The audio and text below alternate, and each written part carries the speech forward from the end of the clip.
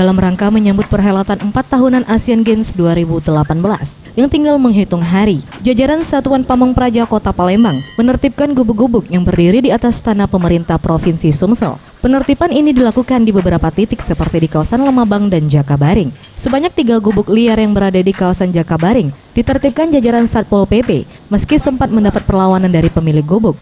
Namun akhirnya pemilik hanya bisa pasrah dan sempat menangis histeris melihat barang-barang diangkut ke dalam mobil box Satpol PP. Menurut pengakuan pemilik, sudah 2 bulan lalu tinggal di tempat tersebut. Meskipun telah diberi peringatan oleh petugas, ia mengaku terpaksa lantaran tidak adanya tempat tinggal lagi. Baru nak 2 bulan. Ibu tahu tak kalau di sini tidak boleh dibangun kayak gitu, Pak? Ini pindah ke mana? Masih bingung Kakek ya, nak dana. mana? Masih bingung nak kemana ya? Iya, mana pula ini nak diangkut galau. Barang-barangnya. Iya, ambil kata gawe dak lain ibu ini untuk pengurut.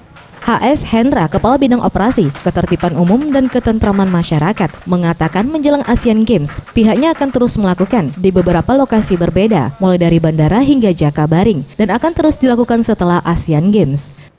Kami pantau yang mana daerah-daerah yang mengganggu daerah jalan, apalagi aktivitas untuk jalan.